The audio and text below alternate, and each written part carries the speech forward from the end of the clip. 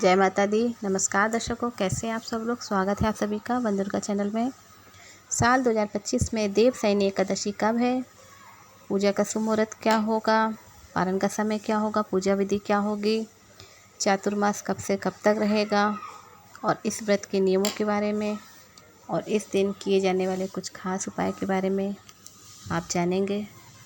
पर वीडियो शुरू करने से पहले मैं सभी दर्शकों से कहना चाहूँगी, जो भी चैनल पर नए दर्शक हैं वे चैनल को सब्सक्राइब कर लें। वंदुर्गा को वीडियो पसंद आती है तो वीडियो को लाइक करें, शेयर करें, कमेंट करें।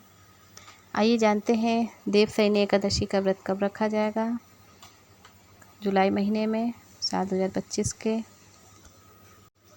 पंचांग के अनुसार आषाढ़ मास के शुक्ल पक्ष की एकादशी देवशयनी एकादशी होती है। शास्त्रों में एकादशी व्रत का विशेष महत्व होता है। प्रत्येक मास में 2 बार एकादशी आती है। मान्यता है कि एकादशी का व्रत करने से जातक को मोक्ष की प्राप्ति होती है। देवशयनी एकादशी के दिन से चातुर्मास प्रारंभ हो रहा है।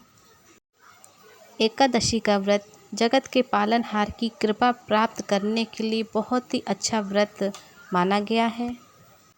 एकादशी का व्रत सबसे महत्वपूर्ण व्रतों में से एक है माना जाता है। एकादशी का व्रत को हवन, यज्ञ और वैदिक कर्म कांड से भी अधिक फलदायी माना जाता है।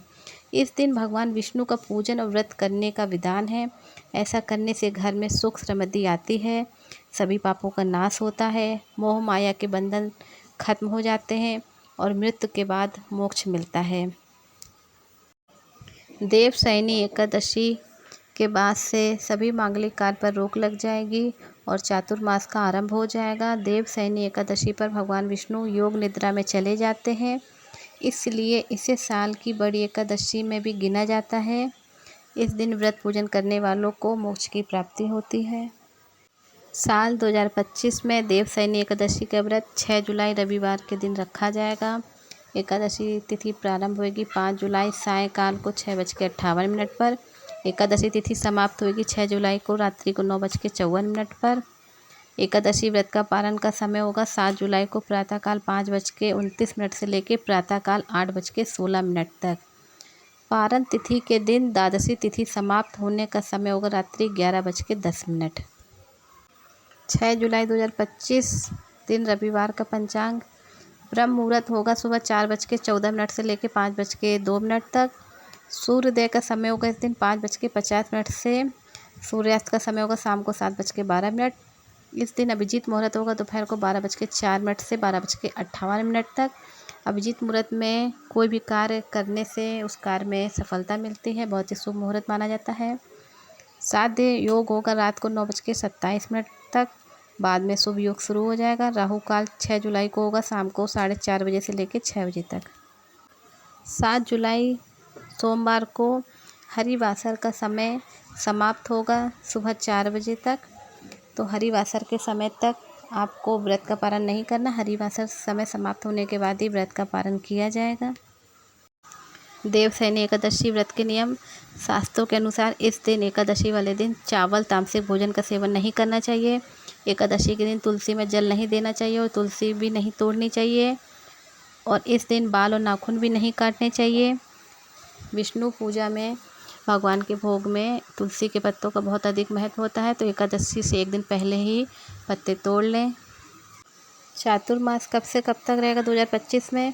चातुर्मास देवशयनी एकादशी से शुरू होकर देव उठनी एकादशी तक पर समाप्त हो जाता है। तो 2025 में देव उठनी एकादशी में नवंबर में समाप्त हो जाएगा,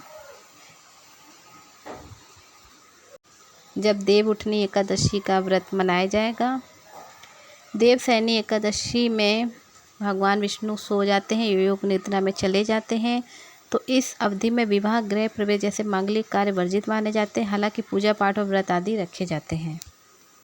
देवशयनी एकादशी पूजा विधि। देवशयनी एकादशी की सुबह ब्रह्म मुहूर्त में उठ जाएं, उसके बाद स्नान करके स्वच्छ वस्त्र धारण करके, हो सके तो इस दिन पीले वस्त्र धारण करें।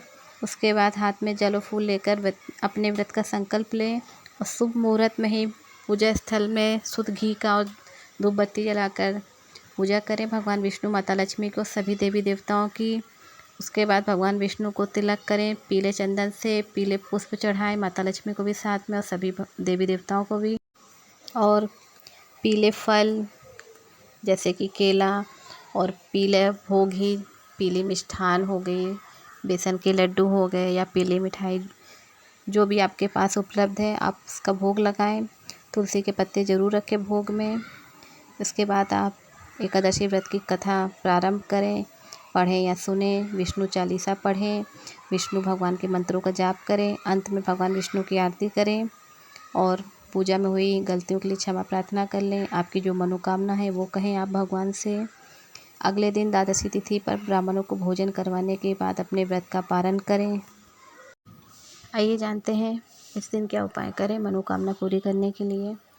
देवशयनी एकादशी पर यदि आप पीले रंग की चीज़ों का दान करते हैं तो इसे बहुत ही शुभ माना जाता है। इसके अलावा भगवान विष्णु और माता लक्ष्मी को मखाने की खीर का भोग लगाएं। इससे आपकी जो मनोकामना है वो आप ये सब करने के बाद भगवान विष्णु माता लक्ष्मी से कहें, इससे मनोकामना अवश्य पूरी होती है। क्योंकि भगवान विष्णु को पीली चीज़ों का भोग बहुत अधिक प्रिय है और माता लक्ष्मी को सफ़ेद चीज़ों का यानी कि मखाने का भोग या सफ़ेद खीर कुछ भी आप बनाएं।